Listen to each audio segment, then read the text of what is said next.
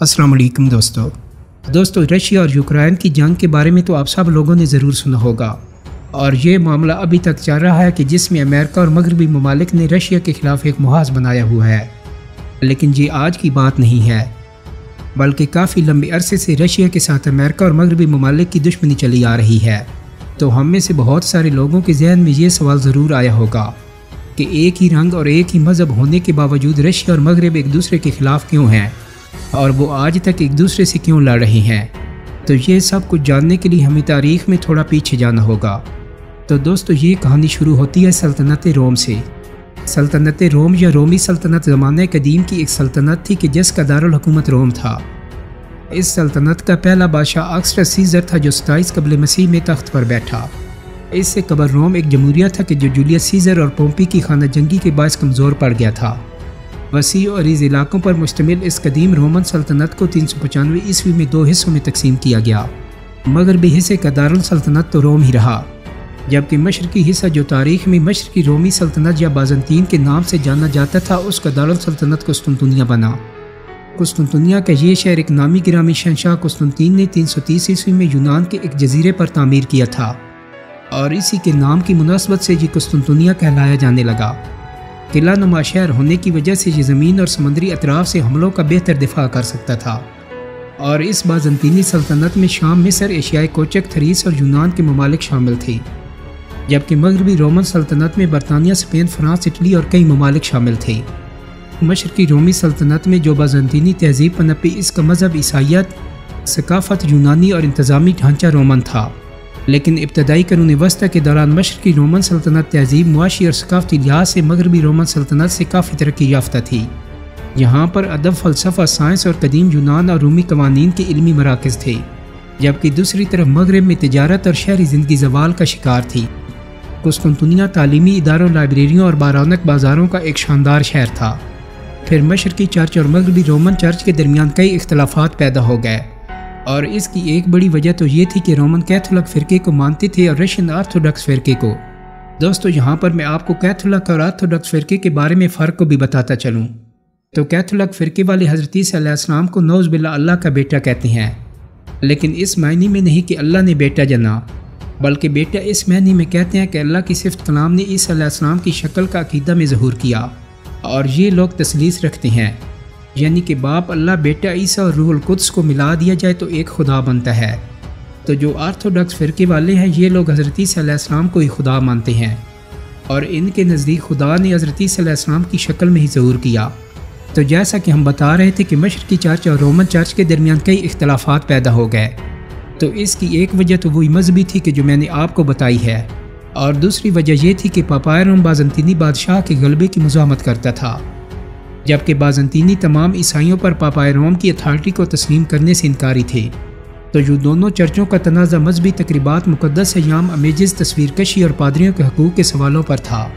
1054 ईस्वी में इनके दरमियान हतमी अलहदगी हो गई। ईसाई चर्च मगरब के रोमन कैथोलिक और मशरकी आर्थोडॉक्स चर्चों में तकसीम हो गया और यूँ तकसीम हुआ कि रोम के पोप ने कुस्तुनतुनिया में एक ख़त भेजा और कहा कि आज के बाद तुम जानो तुम्हारा मज़हब और हम जाने हमारा मज़हब। तो दोस्तों इस ख़त के बाद ये दोनों साइडें इतनी ज़्यादा तकसीम हुई कि इसके बाद कभी भी ये एक नहीं हो सके और आज तक ये दुश्मनों की तरह एक दूसरे से लड़ रहे हैं।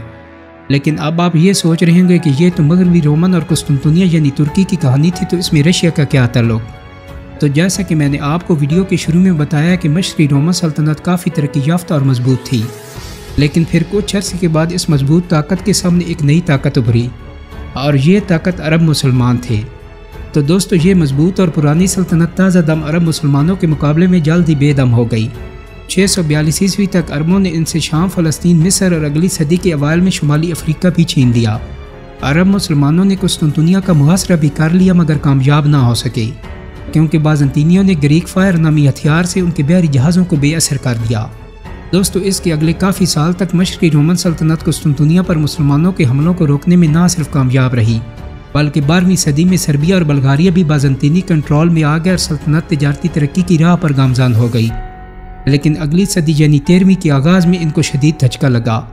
सल्जोकों ने 11वीं सदी के आखिर में सल्तनत के बेशतर एशियाई सूबों पर कब्जा कर लिया था مگر ان کے اندرونی اختلافات کے باعث سلجوق سلطنت توڑ پھوڑ کا شکار ہو گئی اور کئی چھوٹی چھوٹی ریاستوں میں تقسیم ہو گئی۔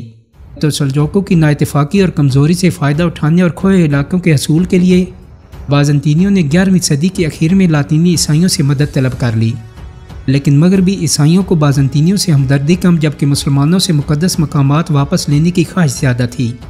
تو اسی مقصد کے تحت انہوں نے 11ویں صدی کے اخیر سے صلیبی جنگوں کا سلسلہ شروع کیا۔ 1204 میں چوتھی صلیبی جنگ کے دوران لاطینی عیسائی امراء اور تاجروں نے مسلمانوں کے بجائے قسطنطنیہ پر قبضے کی ٹھان لی اور چرچوں پر جلغار کر کے وہاں سے بھاری مقدار میں سونا، جواہرات، عیسائی نوادرات اور آرٹ کے فن پارے لوٹے گئے، اور اس کے ساتھ ساتھ انہوں نے قسطنطنیہ کی تجارتی شاہراہوں کے ساتھ جزیروں پر قبضہ کر کے بازنطین کی سرزمین پر متعدد ریاستیں بھی قائم کر لیں اور ان پر بزور قوت رومن عیسائیت مسلط کرنے کی کوشش کرنے لگے۔ لیکن مشرقی رومن سلطنت کے آرتھوڈاکس عیسائیوں نے جوابی مزاحمت کی اور یوں تقریباً 60 سال تک لاطینی اور یونانی عیسائی باہم لڑتے رہے، اور بالآخر 1261 میں مشرقی رومن سلطنت مغربیوں کو قسطنطنیہ سے نکالنے میں کامیاب ہو گئی۔ دوستو، مشرقی رومن سلطنت نے اگرچہ اپنی آزادی تو حاصل کر لی تھی مگر اس کی طاقت بہت گھٹ گئی تھی، اور پھر بھاری ٹیکسوں، گرتی زرعی پیداوار، تجارت اور خانہ جنگیوں نے اس ڈگمگاتی سلطنت کو ہلانا جاری رکھا، اور اس سلطنت کو آخری فیصلہ کن دھکا وسطی ایشیا کے عثمانی ترکوں نے دیا، اور ان عثمانی سلطنت کے ترکوں نے بازنطینیوں کو ایشیائی کوچک سے نکال دیا اور بیشتر بلقان کو فتح کر لیا، یہاں تک کہ 14ویں صدی کے آغاز میں بازنطینی سلطنت یونان کے صرف 2 چھوٹے علاقوں اور قسطنطنیہ شہر پر مشتمل رہ گئی۔ لیکن 1453 عیسوی میں عثمانی ترکوں نے قسطنطنیہ کو فتح کر کے بازنطینی سلطنت کے 1000 سالہ دور کا خاتمہ کر دیا، اور سلطان محمد فاتح نے اس کو فتح کر کے اس کا نام اسلامبول رکھا، جو بعد میں تبدیل ہوتا ہوتا استنبول بن گیا۔ دوستو، قسطنطنیہ کو فتح کرنے کے بعد سلطان محمد فاتح نے عیسائیوں کو مکمل آزادی دی کہ وہ جہاں بھی جانا چاہے وہاں پر جا سکتے ہیں، لیکن اب مشرقی رومن سلطنت کے عیسائی مغرب کی طرف تو نہیں آ سکتے تھے، اور یہ مغربی رومن سلطنت میں کیوں نہیں جا سکتے تھے یہ میں آپ کو ویڈیو میں آلریڈی بتا چکا ہوں۔ تو اب ان کے پاس صرف ایک آپشن رہ گیا تھا اور وہ تھا نارتھ رشیا۔ تو یہ سارے لوگ قسطنطنیہ سے رشیا کی طرف آ گئے، اور یوں ماسکو مشرقی رومن عیسائیوں کا کیپٹل بن گیا۔ تو دوستو، آج بھی مغرب اور رشیا کے درمیان وہی لڑائی جاری ہے، حالانکہ ان کا رنگ اور مذہب سیم ہے۔ دوستو، امید کرتا ہوں کہ میری آج کی ویڈیو آپ کو پسند آئی ہوگی۔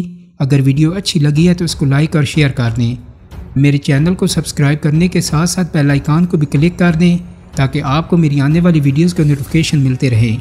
بہت جلدی ایک نئی ویڈیو کے ساتھ ملاقات ہوگی۔ اپنا بہت سارا خیال رکھیے گا۔ اللہ حافظ۔